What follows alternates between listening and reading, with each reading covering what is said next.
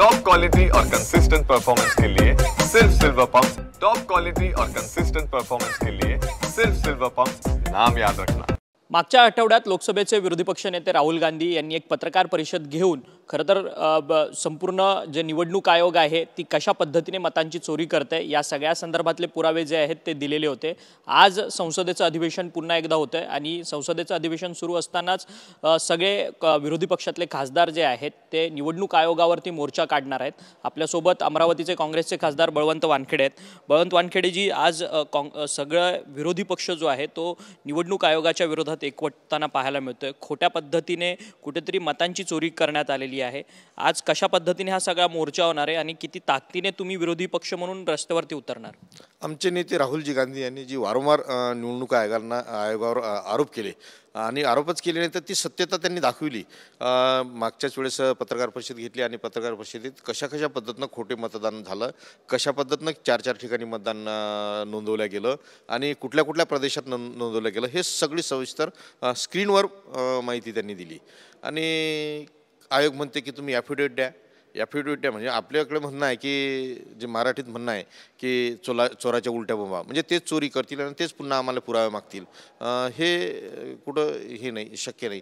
म्हणून आम्ही ते लक्ष वेधण्यासाठी जे राहुलजी गांधी महाविकास आघाडीच्या सर्व नेत्यांच्या नेतृत्वात आज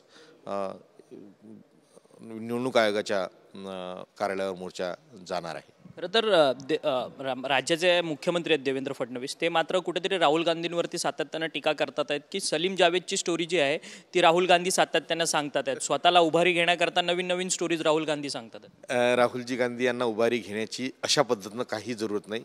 ते देशातलं कणखर नेतृत्व आहे। त्यांच्या घरातच पूर्णतः राजकारण असल्यामुळे ते बाळकडू त्यांना आहे। त्यांनी त्यांची आजीचं राजकारण पाहिलं, वडिलाचं राजकारण पाहिलं हे, आणि तेही स्वतः 25-30 वर्षापासून राजकारणात आहेत। त्याच्यामुळे उभारी घेणं किंवा हे काही नवखे नाही, ते कसलेला गडी आहे, कसलेला। आणि तुम्ही जर पाहत असाल तर आज जे काही संसदेत त्यांचं जे मांडणी आहे, जे भाषण आहे किंवा जे सरकारला धारेवर धरलं ते एका कसलेल्या गळ्याप्रमाणे आहे। म्हणून उभारी घेणं या आरोपात काही तथ्य नाही, परंतु यांच्या जिवारी लागलं। निवडणूक आयोगावर राहुलजी गांधी हे सत्यतेवर आधारित आरोप करतात आणि त्यांना उत्तर देवेंद्रजी फडणवीस साहेब देतात। देवेंद्रजी फडणवीस साहेब देतात म्हणजे कशासाठी देतात, काय काम आहे त्यांचं उत्तर देण्याचं? निवडणूक आयोगावर आरोप आहे, निवडणूक आयोगानं ते सत्यता पडताळून योग्य कारवाई करावी अशी आमची मागणी आहे। मग ती करावी ना, यांनी कशाला उत्तर द्यावेत? परंतु हे निवडणूक आयोगाचा बचाव करण्यासाठी स्वतः भाजपची टीम ही समोर आलेली आहे। परंतु निवडणूक आयोग म्हणतंय की राहुल गांधींना 10 दिवसांच्या आतमध्ये शपथपत्र द्या, ॲफिडेव्हिट द्या। खरं तर तुम्ही जे आरोप लावलेत त्याचं एक ॲफिडेव्हिट बनवून द्या असं निवडणूक आयोग म्हणतंय। मी पुन्हा म्हणेल की जे मराठीत म्हण आहे की चोराच्या उलट्या बोंबा, म्हणजे तेच चोरी करतायत आणि तेच सांगतात की तुम्ही ॲफिडेव्हिटवर आम्हाला द्या। आणि पुन्हा आपले मागील निवडणूक आयुक्त रावत साहेब यांनी सुद्धा ते सांगितलं ना, तुमच्यावर आरोप केले ना तुम्ही सिद्ध करून दाखवा। कशाला पुरावे पाहिजे तुम्हाला? तुमच्याजवळच यंत्रणा आहे, तुमच्याजवळच तुम्हीच यादी बनवलेली आहे, तुम्हीच सगळं निवडणूक घेणारी यंत्रणा। मग तुम्ही निवडणूक घेणारी यंत्रणा असल्यामुळे तुम्हाला कशाला तुमचं ॲफिडेव्हिट पाहिजे? म्हणून हे कुठंतरी बचावात्मक पवित्रा घेण्यासाठी ह्या सगळा खटाटोप चालू आहे। निवडणूक आयोग सातत्याने राजकीय उत्तर देत आहे का? ज्या पद्धतीने राहुल गांधींनी आरोप लावले त्यानंतर निवडणूक आयोगाचं स्पष्टीकरण होतं की जुन्या बाटलीमध्ये नवीन दारू कुठेतरी राहुल गांधींनी ओतलेली आहे। अशा पद्धतीने जे स्टेटमेंट होतात ही सगळी राजकीय प्रेरित हेतू ही सगळी स्टेटमेंट आहे का? निवडणूक आयोग हे स्वायत्ता मान्यता प्राप्त केंद्र आहे, तरी देखील अशा पद्धतीने राजकीय आरोप होतात। निवडणूक ही स्वायत्त यंत्रणा आहे भारतीय राज्यघटनेत, तिला स्वतंत्र असं अस्तित्व आहे आणि स्वतःचे निर्णय ती स्वतः घेऊ शकते।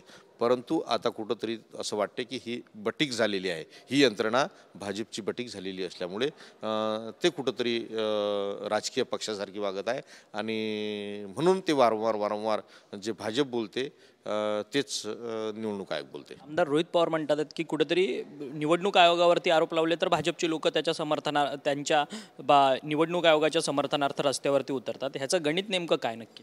नाही, रोहित पवार जे बोलले ते सत्यच आहे. मी पुन्हा त्याचा उल्लेख करेल की ती बटीक आहे, या भाजपची बटीक आहे ही निवडणूक यंत्रणा. आणि निवडणूक यंत्रणा त्यांची बटीक असल्यामुळे ते वारंवार त्यांचा बचाव करण्यासाठी हे धावतात आणि भाजप धावते, आणि निवडणूक आयोगाचा बचाव करण्यासाठी भाजपचा बचाव करण्यासाठी निवडणूक आयोग धावते. तुम्ही देखील लोकसभा निवडणूक लढवली, आता खासदार झालात, विधानसभेच्या निवडणुका झाल्या तुमच्या मतदारसंघात. कुठेही मतांची चोरी तुमच्या लक्षात आली का तुमच्या अमरावती विभागामध्ये? हो, नक्कीच. माझा लीड जो आहे तो जवळपास 2 लाखाच्या वर पाहिजे होता, परंतु लीड कमी झाला. ही तुम्ही मीच नाही तर तुम्हाला मतदारसंघातील जी की मायबाप जनता आहे ती मायबाप जनतासुद्धा सांगेल की आपण किती मताच्या लीडने निवडून येणार होतो. परंतु निवडणुकीचा मतदानाचा जो लीड आहे तो कमी झाला. त्यापेक्षाही विधानसभेत जे काही चित्र पाहायला मिळालं ते खूप कठीण आहे.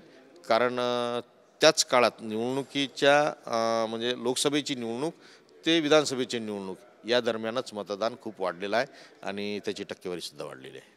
धन्यवाद, तुम्ही आमच्याशी बातचीत केली. काँग्रेसचे खासदार होते बळवंत वानखेडे, त्यांचं असं म्हणणं आहे की कुठेतरी मतांची चोरी ही माझ्या विभागात देखील झालेली आहे. लोकसभा आणि विधानसभेच्या निवडणुकीच्या कार्यकाळामध्ये मोठ्या प्रमाणात मतदार याद्यांमध्ये नवीन मतदार जे आहेत ते मोठ्या संख्येने वाढलेले आहेत.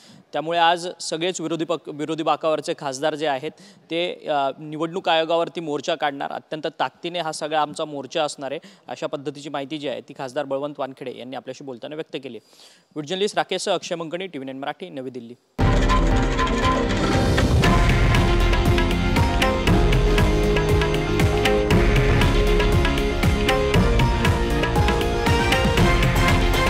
हे आहे देशातील नंबर 1 न्यूज नेटवर्क आणि आपण पाहत आहात TV9 मराठी, एकमेव.